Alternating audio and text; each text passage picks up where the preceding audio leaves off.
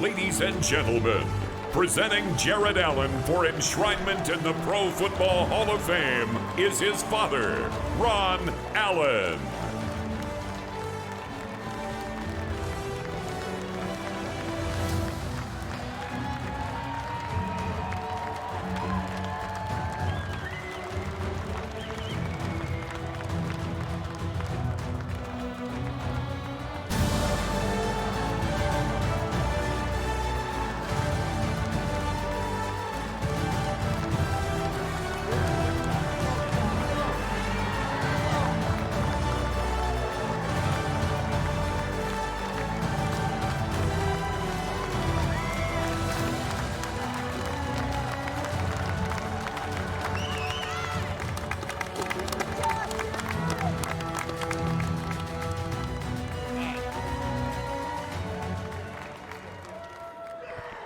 You'd think they'd figure out we're tall on this stage here. Hopefully y'all can hear me. First off, thank you so much to the Hall of Fame and all the volunteers. It's been a fantastic weekend so far. To the audience, I know Canton's not always easy to get to, so thank you for showing up and making this day special.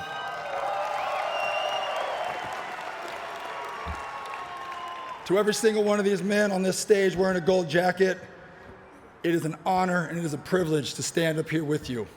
I watched the majority of you guys growing up, so this is a real thrill. And most importantly, thanks to all the men and women who serve this country bravely that make today like today possible.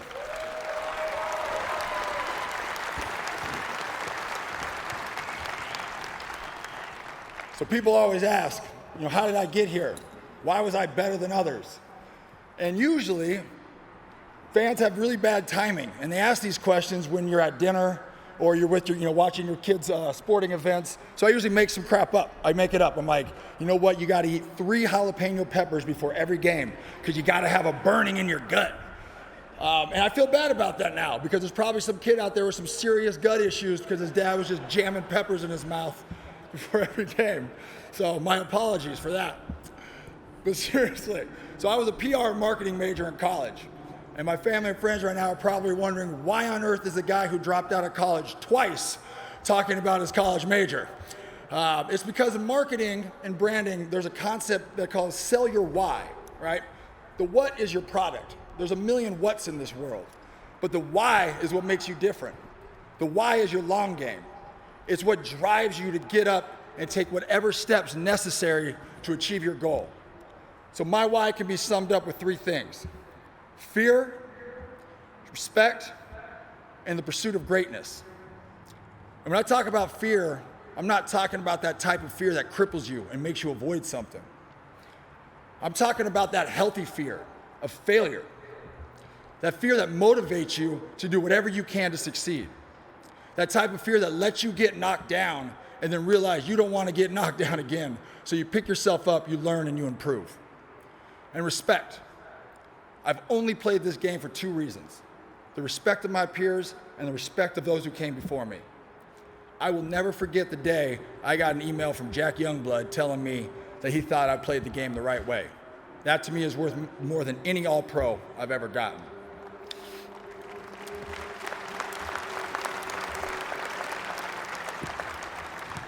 And the pursuit of greatness.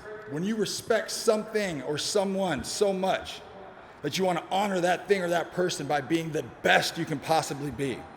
That is why I had the NFL sack leaders taped up in my locker every season, so I could show up to work and physically see greatness and never allow myself to feel like I arrived.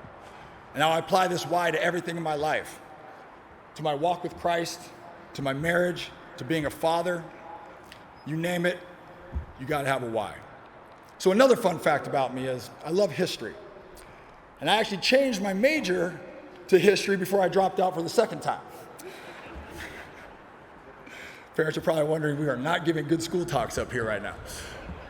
So I asked Jim Porter when I got why gold was chosen for the color of the jacket, thinking there might be a deeper reason other than the obvious that gold represents the best. Surprisingly, there was not. So I like to believe it's because gold is a reflective metal, because none of us stand on this stage alone. This jacket is a direct reflection of all of you who have poured into my life and in my career. I might be the one wearing this jacket, but I hope every time you see this jacket, you see yourself. So to the fans, thank you for showing up, rain, shine, or snow, for spending your hard-earned money to come watch us play. It's because of you that we have jobs and that this is the greatest sport on earth. To the organizations, the Panthers, thank you for making the trade and allowing me to finish my career with my hand in the dirt and being able to play in Super Bowl 50 in my hometown. And even though we didn't win, it was a heck of a way to end my career. The Bears.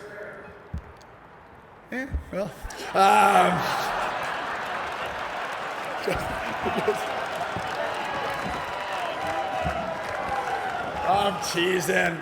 Listen, when you blow your back out, you blow your L5 out, catch pneumonia, you only have 5 sacks. I don't think they were too happy either.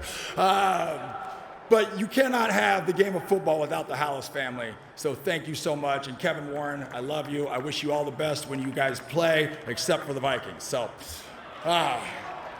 to the Chiefs, I cannot thank the Hunt family enough for making an 8-year-old kid's dream come true.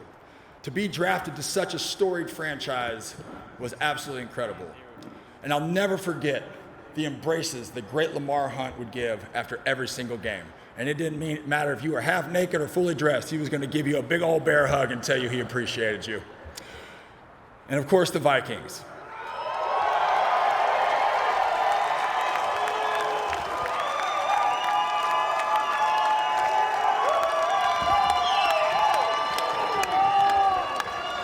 It was only fitting that I became a Viking. And first off, hoping to get this guy in trouble, I want to say a quick thanks to Glaze for making it happen. You helped us avoid some tampering issues, and you know what? Appreciate you working that one out. But Rick, Rob, George, Kevin, Pico, Brad, and the entire Will family, I don't think I can ever truly express the depths of my gratitude to the entire organization. I'm a firm believer that God puts people in your life at the appropriate times. And what you did for the growth of my career, but more importantly, the people that you surrounded me with in that organization helped me grow as a man. That is why I will forever call the Vikings my home.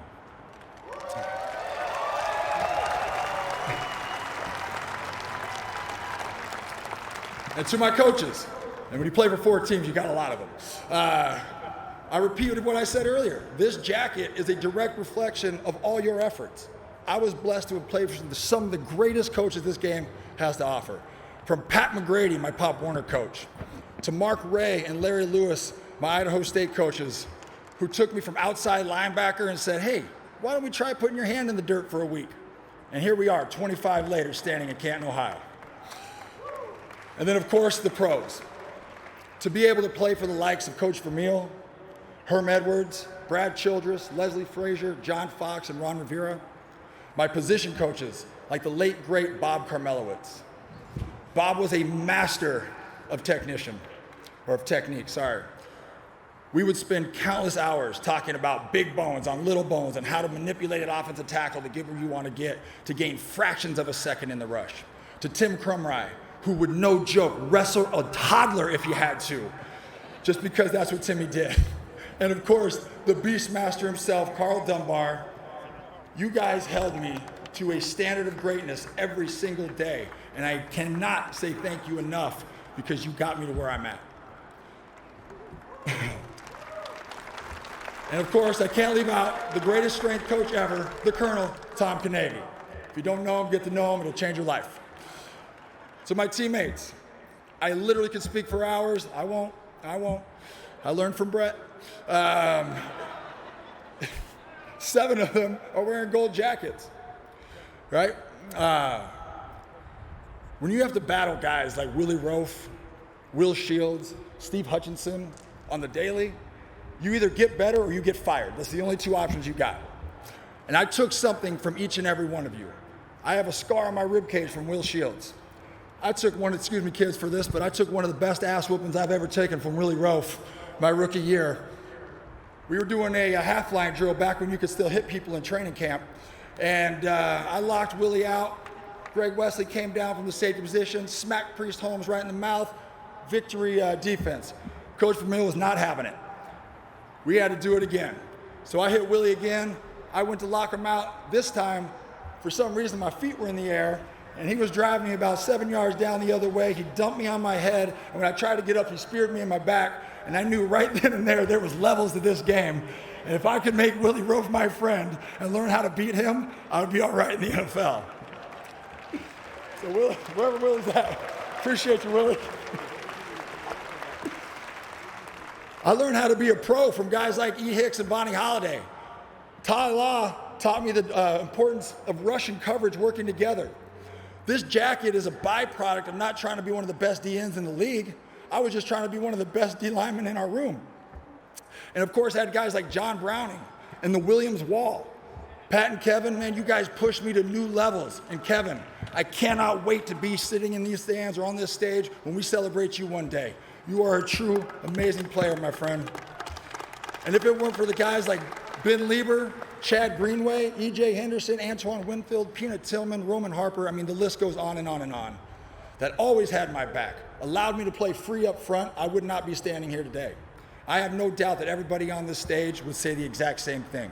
We did not get here without great teammates. So to my agent, Ken, my financial guy, Jeff, you guys are two of my greatest teammates I've ever had. Thank you for your loyalty, your honesty over the years, and you are truly family. I can't thank you guys enough for the role you played in my life. And then my family, my dad. I'm reminded of Philippians 4, 11 to 12.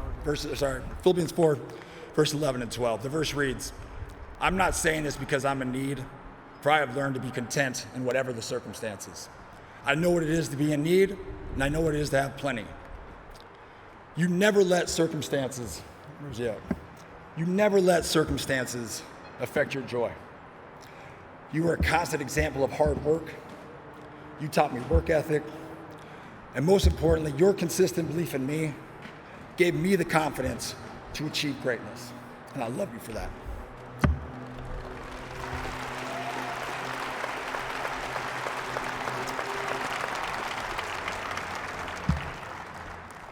Tear hadn't come down, so anybody betting out there, it hadn't come yet.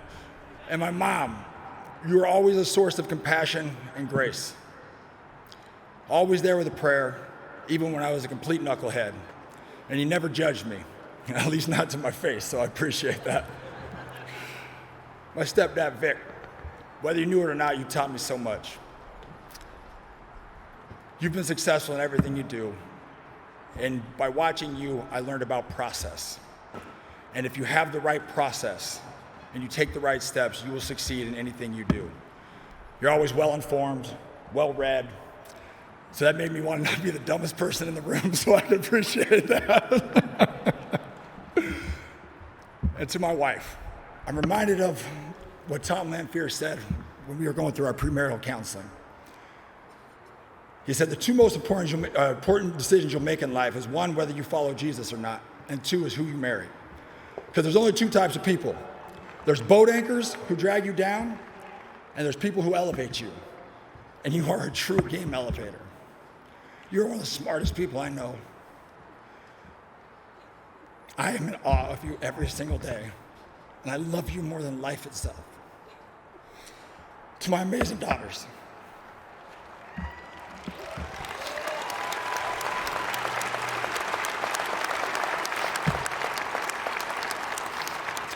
Brinley and Lakeland, through this process, the word legacy has been talked about a lot. The hall often says they're here to tell my story. Well, I'm here to tell you two, you are my greatest accomplishments. When I get called home to heaven one day, if all they talk about is this gold jacket, my career, then I failed miserably as a father, a husband, and a friend. You two are my legacy. You are both so talented, and I cannot wait to see what you decide to do and to conquer this world.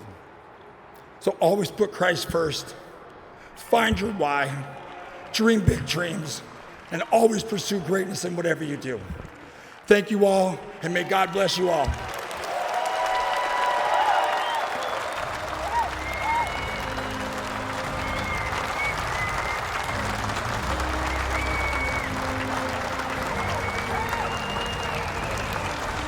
That PR major paid off there, Lewis. Oh, my goodness. What is your why? Fantastic speech there from Jared Allen. Yeah, fear, respect, pursuit of greatness. He touched on every single aspect of his life, everybody who has impacted him and how he wants to impact others. This is why I love this event, Kevin. Yep. You learn a lot.